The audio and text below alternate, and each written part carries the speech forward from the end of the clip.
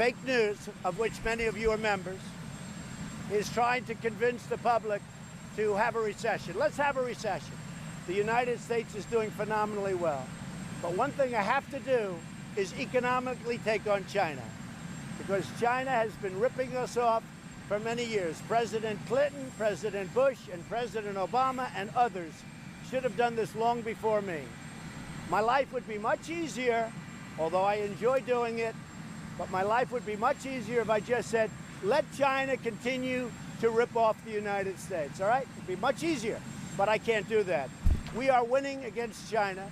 They've lost 2.5 million jobs in a very short period of time. They want to make a deal. It's got to be a deal that's good for the United States. When they want to make a deal, probably we will make a deal, but if I didn't do that, and I'm not doing this, somebody said it's Trump's trade war. This isn't my trade war. This is a trade war that should have taken place a long time ago by a lot of other presidents. Over the last 5 or 6 years, China's made $500 billion. 500 billion, ripped it out of the United States. And not only that, if you take a look, intellectual property theft, add that to it, and add a lot of other things to it. So somebody had to do it. I am the chosen one. Somebody had to do it. So I'm taking on China. I'm taking on China on trade. And you know what? We're winning, because we're the piggy bank. We're the one that all these countries, including the European Union, wants to rob and takes advantage of. European Union, $200 billion. China, more than $500 billion.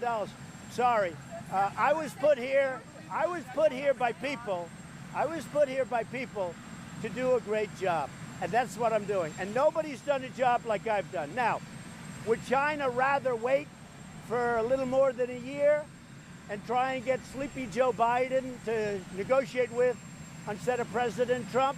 Maybe, but I don't think so. You know why? They're losing too many jobs too fast. They had the worst year in 27 years, but I think it was actually 52 or 54 years.